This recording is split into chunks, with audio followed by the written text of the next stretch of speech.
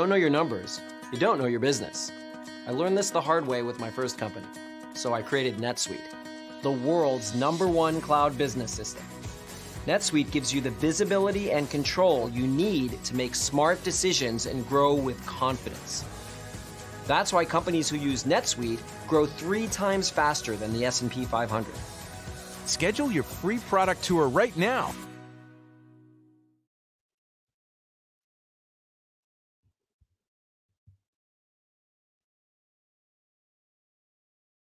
Hello, everyone, and welcome to this week's Digital Leaders Show, where we talk key issues and news at the intersection of business and technology in hopes of making you a better digital leader. We're live every Wednesday at noon Eastern, 9 Pacific, on LinkedIn and YouTube, and the audio recording is available on major podcast platforms the following week. Today, we're discussing data economics in the age of AI with former Dell EMC's CTO, plus other business headlines for the week. Thanks to our sponsor, Oracle NetSuite. Their unified cloud business management solution helps organizations operate more effectively and provide real-time visibility into operational and financial performance. ERPA AI members and followers get preferred pricing of 40 to 45% off NetSuite. Just go to erpaai.com/NetSuite for more information. I'm Dan Goodstein. I head up ERPA AI. It's the Institute for Robotic Process Automation and Artificial Intelligence, as well as the Digital Enterprise Institute. We're a professional association, media, and peer-to-peer research network providing education, networking, and advice to over 130,000 members globally, all around automation, enterprise AI, and digital transformation. My co-host is Chris Surdak, Senior AI Advisor to ERPA AI, author, consultant, former White House Chief Transformation Office Advisor, partner for digital transformation at Gartner, and practice lead at EY. Chris, good afternoon. How are you, sir? It's been a while. It's been a while. It seems like it's been a while. I don't know if it's an AI algorithm or what, but I keep saying this: the avalanche of headlines each week seem to be getting bigger and bigger. So I don't know if more time is going by or less or what, but lots of things to talk about. And I'm really pumped for our guest today to get his 2 cents on some of these things. I think it was Lenin that said something to the effect: in some decades nothing happens, and in some weeks entire decades happen. So I kind of feel we're in the middle of that. Yeah, I tell my colleague here, I had a busy month today, so It seems like that kind of thing. Well, a couple headlines that got my attention other than the U.S. election, but from a technology business standpoint, NVIDIA surpassed Apple as the world's most valuable company over the last week. I don't know what it is today, but I think it was like 3.4 trillion, 3.5 trillion market cap. And that's, largely fueled based on, what we're talking about today, AI and all the compute and the economics that goes along with that, right?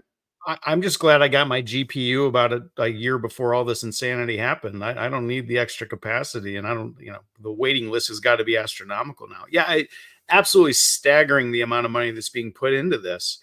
And then I've also seen here and there reports that because the chips are being so used, like the compute on them is so heavy, that they may only last a year or 18 months. So a good time to be in the fab business, building chips, I guess. Well, the other part of it is, there's a lot of conversation about, and we're guilty of this too, the pros and the cons and the risks and the security, whatever. But, one of the things that, I think we've touched upon, a couple times before at a high level, but it kind of came out today is the energy, the electricity required for these data centers. And Amazon and Meta are now facing, more regulatory challenges to add to their list that we've talked about over the last few weeks now around their nuclear power ambitions and just other areas that they're just trying to figure out how to fuel all this. Well, I mean, Sam Altman flat out said about a year ago that we would need to double the electricity production capacity in the United States just to keep up. And this while we're trying to green everything. So, I mean, talk about, a push me, pull you situation. So these things are fantastic. And then Sam, I think was the last week or the week before, said that, ChatGPT or OpenAI will be profitable as long as we don't count the cost of training. Well, okay, that's like 90% of the cost basis. I could be profitable too if I took 90% of my cost structure off my books. So Yeah, the economics of pursuing this particular approach are definitely getting interesting, I would say.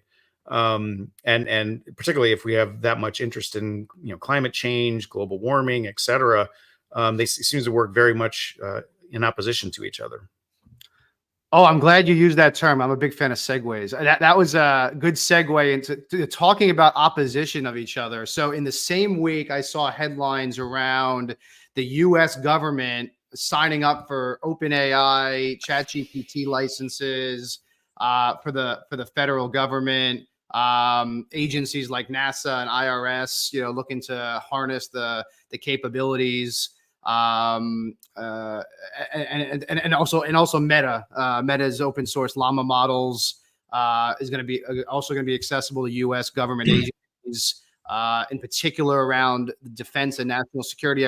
And then you see this other headline that the Chinese military is believed to hack Meta with its new chatbot. So, maybe that's why. Maybe there's that natural, as you say, push and pull, but really interesting juxtaposition this week, seeing those headlines in the same places. Yeah, I think in the last 2 to 3 weeks, I've been pushing out on LinkedIn. There's been a number of studies just talking about the number of exploits that are inherently embedded in ChatGPT, and that you can't identify them until they execute, and even when they do execute, you may not even know it. So the notion that we're going to take, anything more than what would be on the public internet from any of our government agencies and put it into ChatGPT is truly terrifying. But it's sort of that wave of momentum driving in that direction. We see this trillions of dollars going into this technology, so it's sort of inevitable we're going to go there. But that's where I put on my mission success rocket scientist hat and say, okay, what could go wrong and how are we going to protect ourselves when it inevitably does? My concern is that I don't think we're putting enough energy into that discussion. Yeah, it struck me as, being as critical of government in general as at least I've been, about how slow and conservative they are. This seems fast to me. I'm not surprised to see, startups and mid-market companies doing it. I evangelize a lot of the large enterprises, Fortune thousands, to get into it. But to see the government embracing this, in my perspective, pretty quickly, certainly in government terms, quickly, was a little surprising. It's complete back to opposition to what you're seeing in Europe, where they're almost over-regulating. They're being almost over-conservative. And that leads me to that old saying, the U.S. Invents it, the Europeans regulate it, and the Chinese or Japanese copy it. And I think we're seeing a degree of that now. But to your point, the speed at which all this is happening, both in terms of controlling from the European perspective and embracing from the U.S. perspective, is actually pretty stunning to watch. It'll be interesting to see how it all shakes out in about 18 months, which I think is the time horizon we're looking at. Yeah, and to your point about European regulation, we covered kind of cell phone Surgeon General's warnings around cell phone and social media use for kids a few weeks ago. The UK is considering a new smartphone ban for kids now. On the European side, on the US side, there was this contract that the United States Immigration and Custom Enforcement signed with an Israeli spyware company that's gotten held up by the government, maybe violating an executive order around privacy. So, really, and then you throw in just, again, politics aside, but you throw in the election results into this conversation, and I don't know, seems like a very volatile environment, but at least the stock market disagrees with me. I think it's up 3-4% already today so far. That may all be on the backs of NVIDIA. I don't know. We're coming into an age where our Trojan horses have Trojan horses with Trojan horses. And we're just hoping that, no one sets a match to it all. It's going to be absolutely fascinating. The interesting thing with that cell phone ban is, back in my compliance days, we always said the worst thing, there's nothing worse than having no policy than having a policy that you can't enforce. That's completely unenforceable. And so why even put it out there? So that's an interesting one. But it is another way of putting out penalties and collecting revenue. So, there is that, I guess. Yeah, interesting. Well, our main topic today is data economics in the age of AI. I'm very excited to welcome Bill Schmarzo. He's the former CTO at Dell EMC and a globally recognized big data, AI, and data science influencer, educator, and practitioner. Bill, thanks for being with us. Thanks for having me. I couldn't hear Chris on the sessions, but I can see him now, so that's good.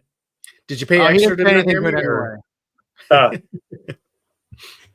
No, interesting. So give us a little bit of a setup, Bill, for those who don't know you, a little bit of your background and experience at Dell EMC, but also just in general. And then I want to ask you about this this term, kind of data economics. Sure. So background-wise, I think anybody who knows me knows that first and foremost, I'm a teacher. I've been very fortunate throughout my career to be involved in a lot of different situations. So I'm at my heart, I'm a teacher. I'm teaching again this fall coming up at Iowa State University. I'm an honorary professor at the National University of Ireland in Galway. I'm an executive fellow at the University of San Francisco. I've written several books, but first and foremost, I'm a teacher. And even my role at Dell Technologies, where I'm on their AI Spear team, allows me to work very closely with some of our customers and trying to figure out where and how do we apply this AI, Gen AI, all these different tools to create new sources of customer product, service, and operational value. So that's my background. I think what I find interesting as I share my background is I've found myself transitioning from a data scientist to a data economist and also to a humanist. And we can spend more time talking about what the heck that might even mean. Yeah, no, interesting. So so set it up. When I hear data economics, my oversimplified brain is this about data, or is this about the economy, or is this about revenue? So give us a sense of how you look at it. What is this topic really kind of get involved with? So economics is about the creation and distribution of value. It's a value conversation.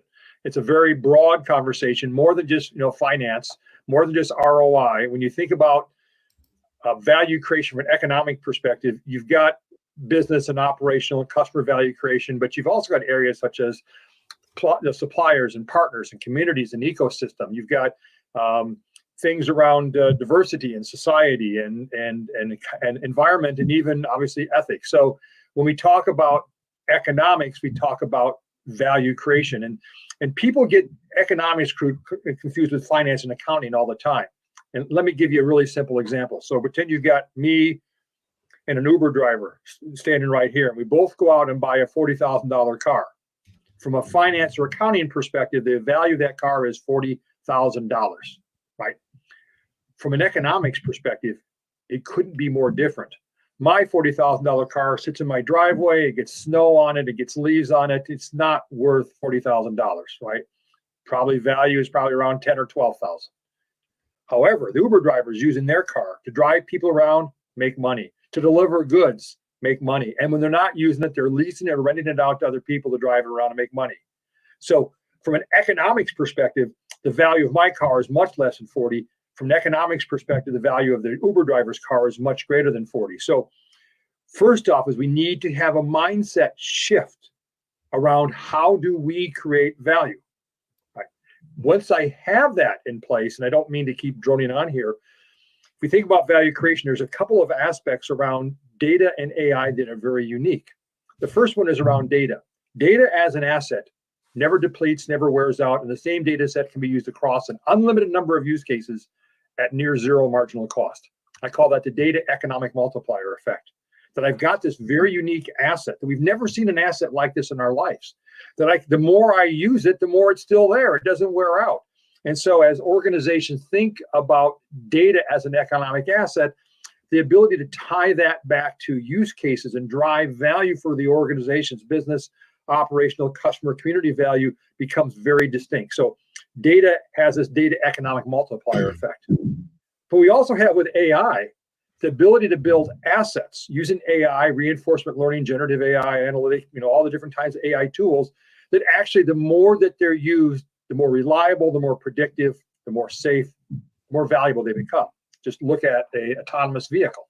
It's a learning vehicle. It's every time it's driving around, it's getting more responsive and more predictive and more reliable. And so we can use AI to build assets to continuously learn and adapt and become more valuable the more different scenarios, the more different use cases they see. I'll stop for a breath. Does that make sense? Yeah, great. Chris, anything? Yeah, but interestingly, I made sort of a counterpoint to that in my second book, Jerk, from 12 years ago.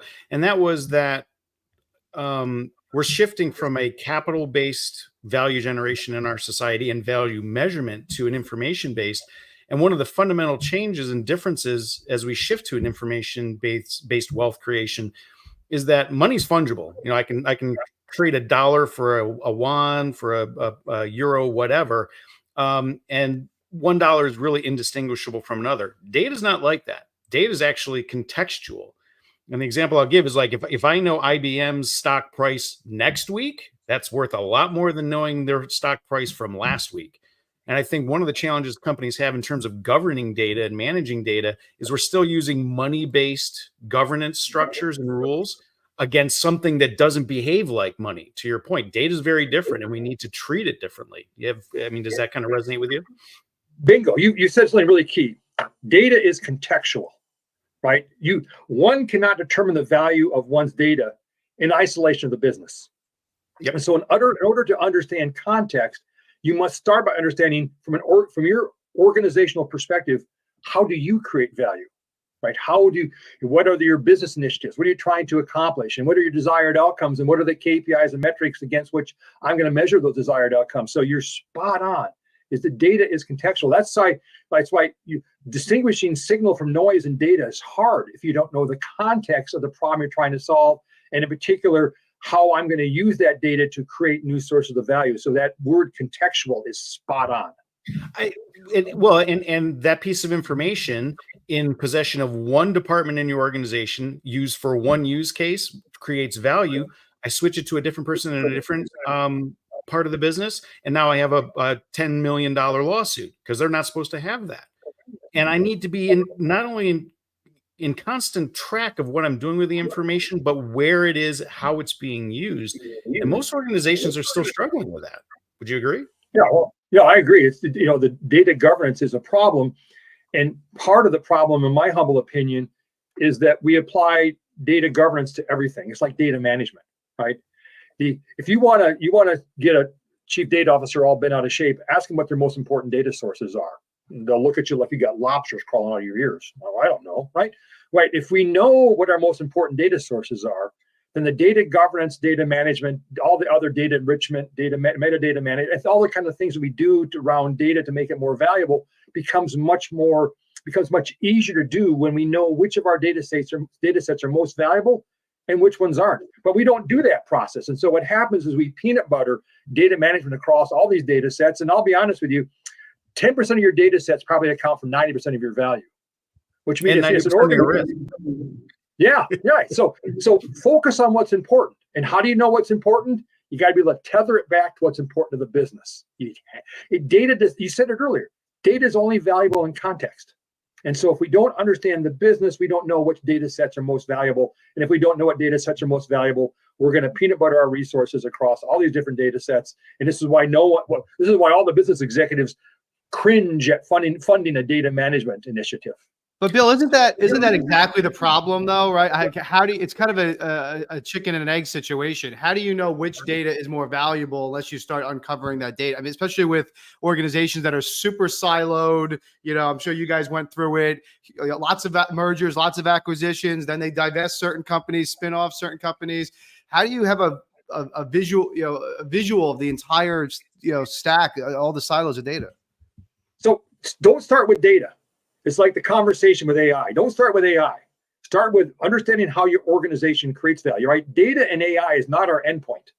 Data and AI is a means to our endpoint. So start the conversation by understanding what's important to our organization? What are we trying to accomplish? So I talked to a couple hospital chains, and they're all about how do I improve patient treatment effectiveness, right? How to become more effective in treating patients. I deal with banks, and banks are all focused in on customer acquisition, customer retention, customer cross-sell, right? Understand, and they can tell you that, by the way, if I can get my customer upsell from where it is to industry average, it's worth $65 million. I like talking to customers who have problems, who have, an M with a bunch of numbers in front of it, right? So start by understanding what's important to the organization, what they're trying to accomplish, what are the desired outcomes, what does good look like, how they're going to measure it, and then figure out, well, what data do I need, right? Probably, like I said, it's probably scattered all over God's green earth, right? Well, now I've got a strategy that says, okay, I need these data sets that are scattered all over the place. Maybe I build a data lake house, data department store, data outhouse, whatever you're going to build. But now I put in place an architecture that allows me to bring that data together in support of that. And by the way, knowing what problem I'm trying to solve means I'm not trying to build analytics for everything. I'm trying to build analytics around predicting who's my most at-risk customer. What's the most likely response to them? What's the best promotion? What's the best cross-sell? What's the next best action? I can get very, very granular in my decisions with data and analytics by knowing where it is I'm going to go. I mean, we're just stealing from Stephen Covey, who many, many years ago, hey, begin with an end in mind. Well, the end in mind for most organizations, whether they're profits or nonprofits, is how do I create value for my constituents? So how do you quantify it, Bill? If you look at data in general, what's the economic value of data? I even heard a story recently. I'm not sure if it was from you, Chris, or someone, where they said, after 9/11, insurance companies didn't want to insure data, they wanted to insure IP. How do you put a tangible number around that?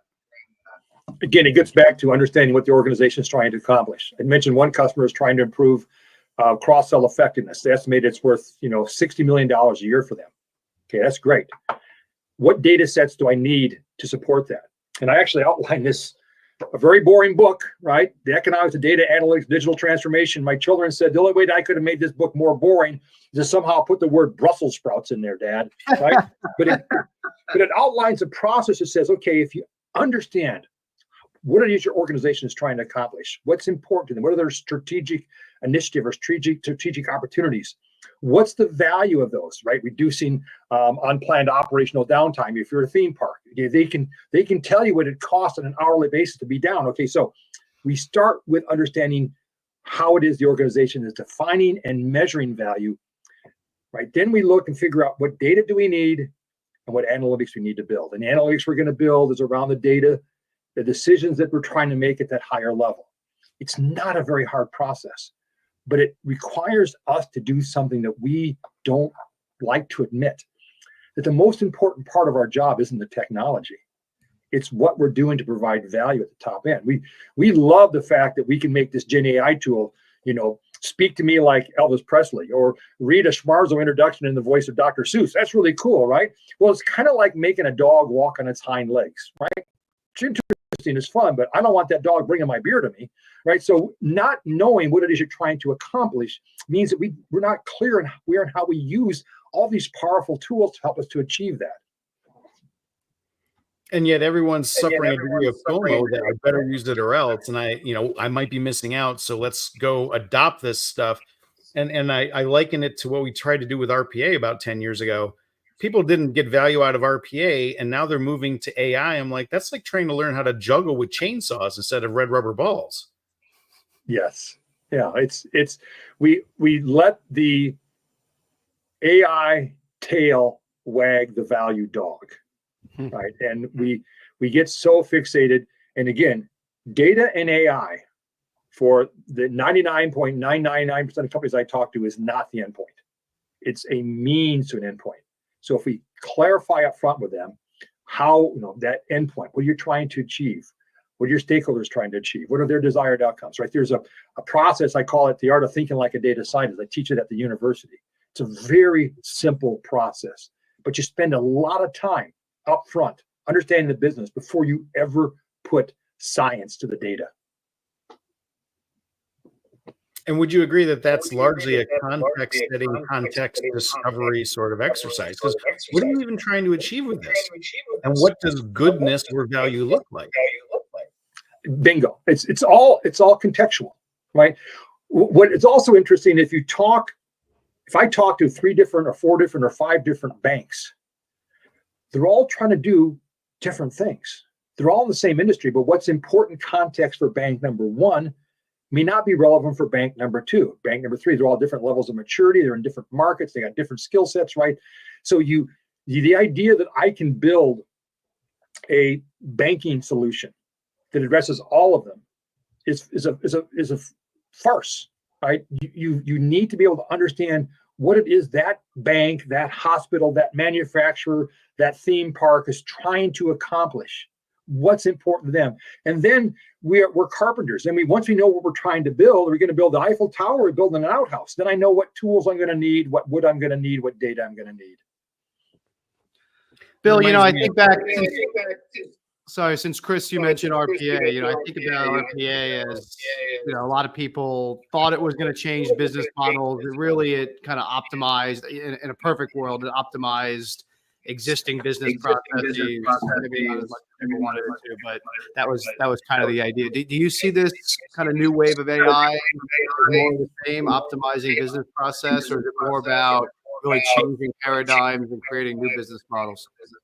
Well, I think Chris knows the topic very well. Is that what we're doing with AI is here? I'm in Iowa, right?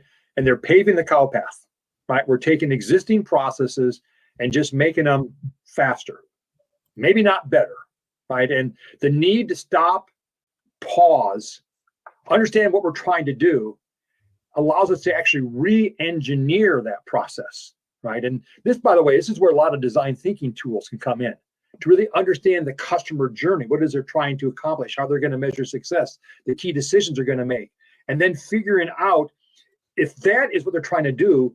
I've got all these great new tools and capabilities available. I can re-engineer the process, maybe skip some steps entirely, eradicate some steps, combine some steps, right? But no, the easy thing you want to do is I got an existing process. I'm going to try to make it faster. And we know that faster does not equal better. This is the whole Gen AI conversation that Chris and I have been having on social media, is that just because I can do a productivity focus on Gen AI so I can do things faster is missing the bigger prize. It isn't about being faster. It's about being more effective, right? It's about doing more with less, not just doing more. Yeah, if you're doing something incorrectly and you're doing it faster, you're doing it incorrectly. I did re-engineering back in the 90s and we hated it. We didn't want to do it, but that was when we were doing things at 1,000 times less fast with 1,000 times less capability. You've got to re-engineer this stuff to make any of this stuff worthwhile. Yeah, you've got new tools. It reminds me of the NBA bringing in a 3-point line, right? When they brought in the 3-point line, it took a few years for teams realize, wait a second, making a shot 2 or 3 feet back is worth 50% more. I mean, the economics of the 3-point shot were right in front of us, but yet it took organizations, it took professional teams a lot of time to realize, wait a second, we need to reframe how we think about this from a value perspective. They re-engineered their businesses, their plays they were running. They re-engineered the players they were drafting and developing to take advantage of the fact that this shot back here that's a few feet back is worth 50% more. And we're seeing this, by the way, with the Boston Celtics, who are on and we saw also the Warriors too, the Golden State Warriors they launched 3-point shots like they're drunken sailors, right? But they're not doing it just randomly. They're not shooting just more. They're shooting them more effectively. They've re-engineered their offenses to think more effectively about how do I create space? I got to have at least 2, if not 3 shooters on the court at all times, right? So again, there is, I think, the initial rush is we take these new technologies and we try to just force fit them into our existing models, and sometimes it gives us faster activity, but it doesn't re-engineer and give us better. It doesn't give us more effective. So I think that's probably the problem with RPA as well, is we just rush to it without stopping and think, wait, how can I use this differently to achieve maybe better outcomes more quickly, more effectively? Bill, is there any suggestions you have as far as frameworks or models as organizations are looking to integrate AI and leverage data for more competitive advantages?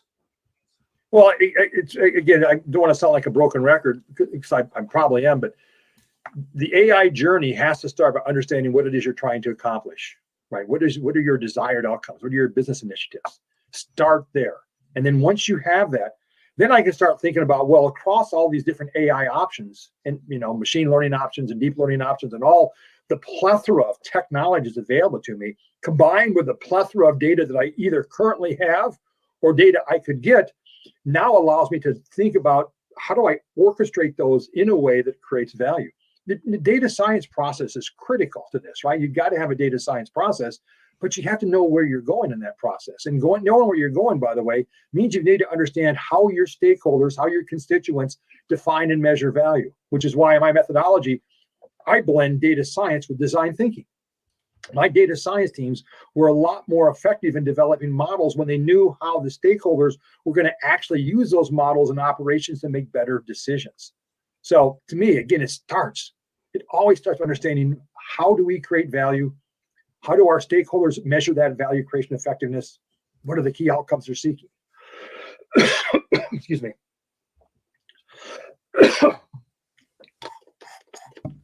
I'm back. That's that old saying, if you don't know where you're going, any road will get you there, right?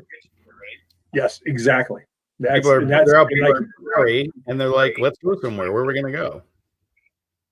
Let's buy me some AI, baby. All right. So great segue there. I know you and I have been heavily engaged in a variety of discussions about the wonderfulness of generative AI. And I get accused of being like a technology Luddite a lot. And I would argue I'm the exact opposite. I'm trying to help people get something useful out of the technology because I love it. What are your general thoughts about where we're seeing a generative AI particularly going, potentially valuable use cases, and maybe some cautionary tales based upon a lot of you and I going back and forth on that? Well, first off, Chris, I have great admiration for the fact that you're willing to be a naysayer in a world of lemmings, where everybody wants to just jump in on this stuff, and whether we're going to implement Chat GPT or Gemini or Copilot, whatever it is, right? There's this rush to really put this stuff out there, and as you have articulated it so well, is that Gen AI is a rush to average. It's a rush to regression of the mean, right? It's just that the technologies that underpin that, and I can't explain it as well as you do, basically leads us to average. And so we're getting maybe higher degrees of average, but we're not getting innovation. And to me, the real potential for Gen AI is not just making us more average, but taking us and leveraging some of the human characteristics around curiosity and exploration and creativity to really leverage Gen AI to drive new sites of innovation. So to me, there's an opportunity to jump over this chasm, leap this chasm where we're so focused on productivity that we're not thinking about how do I use this tool to be more creative in how I'm approaching markets, how I'm reaching customers, how I'm expanding, how I'm building products, how I'm minimizing risk. I mean, think about all the difference. I had a list of what I call the 9 innovation prompts that you should think about when you're engaging, like things around, these tools are great at, if you ask it about, well, what am I not considering? What risk am I exposing myself? What are some of the potential unintended consequences? It's going to come up with all kinds of ideas. Some of them may not be useful, but some of them will be. And being able to move the needle from productivity, doing things faster, to innovation, doing things more effectively, becomes, I think, the real winning prize for this Gen AI tool or tools. You bring up a critical point. Some of the responses will be less ideal, some will be more ideal. But you, as the consumer of those and evaluator of those ideas, you need to be smart enough to know the difference. And that's the challenge. We're not, all of us aren't smart about everything. So not all of us are going to be able to make that evaluation at the time you get a response. Is this a good response or not? And the example I give is all these lawyers that were, getting case law and stuff for their depositions in court, thinking that this thing was spouting off actual case law when it was just making it out of, thin air. And some of those people are, enjoying no longer being attorneys as a result of that. Yeah. So we didn't educate people very well, right? We failed in letting them know what the risks were.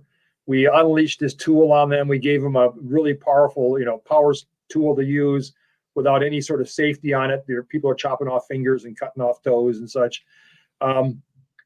it worries me, Chris and Dan, because even now that we know the horror stories, we still haven't prioritized literacy, Gen AI literacy and data literacy very high. We, as organizations, spend hundreds of millions of dollars on technology, and they spend a fraction of that on educating their people. We've got this balance is totally off skew. And as you said so well, Chris, if we aren't training people how best to use these tools, we'll end up with all kinds of bad decisions, unintended consequences, confirmation bias. We end up with all kinds of bad things. It starts with education and awareness. And we as a society, we've never, think about it, almost any organization you've been part of, education has always been a small fraction spend versus the money they're spending on technology. It's a great point, Bill. I didn't think of it like that, and you're right. So much of the traditional IT has been to stop, block, slow down innovation.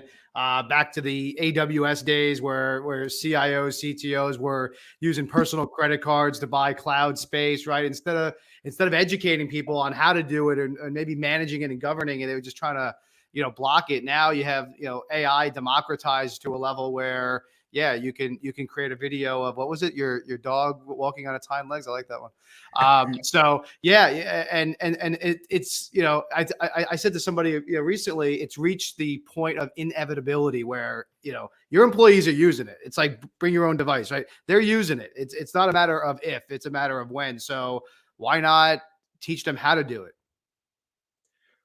What I also think here is really interesting, Dan, in this topic. So I've been working with a couple of local high schools on their curriculum for their teaching. And these schools are going to go through a major renovation, retransformation, because I believe that the days of measuring student success by how much they can memorize and regurgitate is over. We'll never be able to memorize and regurgitate. I got my own GPT, the Dean of Big Data GPT. It knows about blogs I wrote 7-10 years ago. I was like, oh wow, I wrote that. That was pretty good, right? I'm never going to beat it. It's like I got a $1.99 calculator that does square root faster than I'm ever going to do it. Right. I'm giving up trying to do square root. The Einstein thing that he didn't know his own phone number. I don't know if it was true, but I always heard that story. And I remember being in, physics class and them handing out a reference chart on the first day. And I was like, wait, what? You're going to give us all the equations on day one? We can use this on a test? I remember it just boggled my mind because we weren't educated that way for so long, right? You're spot on. And so the education system has to focus not on memorization and regurgitation, but on application. Teaching people how to apply this to deliver more relevant, meaningful, responsible, and ethical outcomes. That is the training is about how do we apply. Yeah, you're going to teach them how to use the tool to do that, but it's not about memorization. I like to say, and this is probably a statement that's probably not true, but what you know isn't nearly as important as what you're learning, because the world is changing so quickly. And so that is not how our school systems work.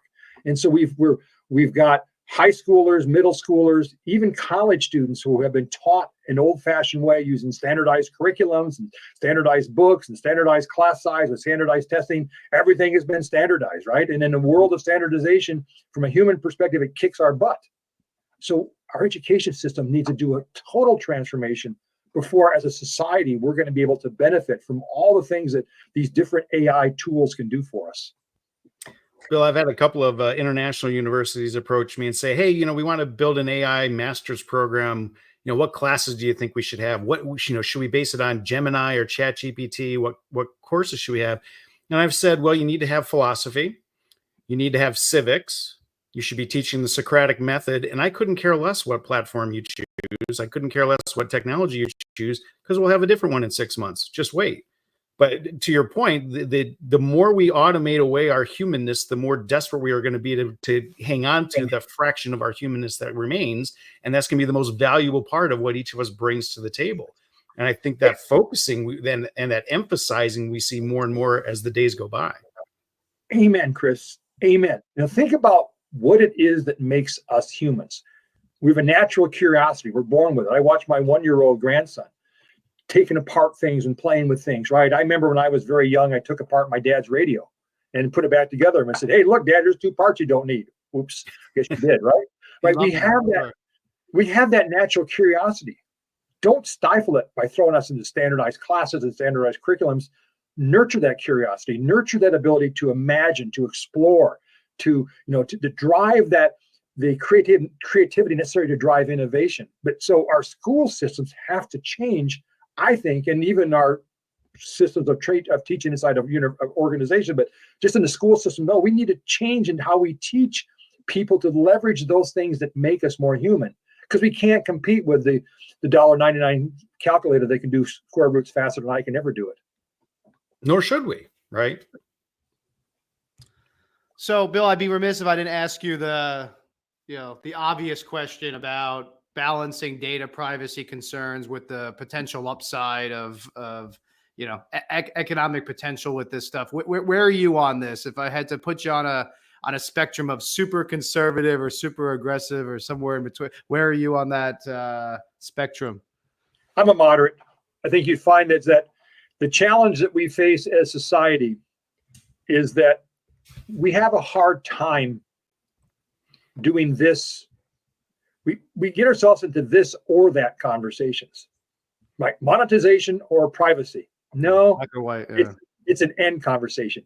It's monetization and privacy. It drove me nuts during the pandemic, for example, where the conversation was healthcare or the economy. Why do I have to choose? You're right. Why can't I have healthcare and the economy? Why can't I bring these two needs together? This is, by the way, where design thinking techniques are really valuable in helping to bring together conflicting perspectives and come up with something that's even better than what you had originally. So I find myself, you've got to have monetization, you got to be able to create value, and you got to have privacy. It's kind of like I wrote a blog to talk about, from an AI perspective, which master do you serve? Shareholder or stockholder or stakeholder, right? Shareholder or stakeholder, right? Do you serve the ROI, the financials? Do you serve the community? And the reality is you have to serve both. I got to serve the shareholder who wants a return on their investment, but I also need to share the stakeholder who is going to try to benefit from this. It isn't either or, it's an end conversation. And we, as whatever it might be, we struggle with these end kind of conversations to bring together very different perspectives. People having conversations with people you may not even like, but understanding what their rationale is and how do I blend different perspectives together to drive something that's more creative and more innovative. If you play every game like it's zero sum, every game you play will be zero sum. Well said. Exactly. It's all a question of your approach. Yeah. If you want to change the game, change the frame, change how you're going to measure value, change the conversation. And we want to touch a bit on ethics. That's also the risk question. If someone thinks that they're going to get a high value return on any of these investments without having attended risk associated with it, that defies economics. I mean, if you could get value without making any kind of risk, then you should have already done it. So, I'm certainly not suggesting people don't adopt the technology because there's risk involved. I say know what the risk is so you can properly manage it. I mean, is that kind of along your thinking as well? Bingo. Yeah, you got to. Part of the exercise we go through when I work with clients is to not only understand when we target a business initiative, we talk about the risks of failure. Right? What are the ramifications if things fail? Because if I can identify brainstorm those risks, I can start to identify KPIs and metrics around which I can monitor those risks. I can also start to brainstorm unintended consequences. Right? What happens if this is really successful? What are the unintended consequences? I was working with a large construction firm. They wanted to increase the number of design wins. Right? They want to increase it by 20%. That's great. What happens if you're successful? Do you have enough people to handle all the work? Are you going to find the quality of your work go down? Enough suppliers, right? You start thinking through all the ramifications of unintended consequences. And if we can brainstorm them, then we can start identifying the KPIs and metrics around which I can manage and monitor those. So yes, we have to balance risk and reward, benefits and impediments. That's just the way it is. And by the way, when you do that balance, when you look across those synergies, that's where innovation happens. Cool. Very cool, Bill. Thank you so much, Bill. I really appreciate you joining us. I think we could go on for like 4 or 5 hours, so maybe we'll schedule a follow up with you if you're open to it. But it's been really helpful. Thanks for joining us. Thanks, Dan. Thanks, Chris. Thanks, Bill. Great conversation, Chris. And I didn't realize you guys actually worked together like 20 years ago. Is that true? 20 years ago, yeah, we it was almost like being in prison together. No, yeah, so we go way back, and it's great to see both of us progress along the lines, and sort of it's the 5 blind people touching the elephant. They all kind of think they're touching something different, but it turns out we're all just getting a better understanding of the same problem. Oh, yeah, great. Small world. Well, thanks for joining us, everybody. I hope that was helpful. We're back Wednesday at noon Eastern, 9 Pacific. In the meantime, if there's anything you're working on and want some free advice or just to learn some art of the possible from our team of SMEs, go ahead and schedule a free networking call at irpaai.com/networking, or go to irpaai.com for more resources. In the meantime, have a great week, everybody. And Chris, good seeing you, buddy. Take care. Have a good week.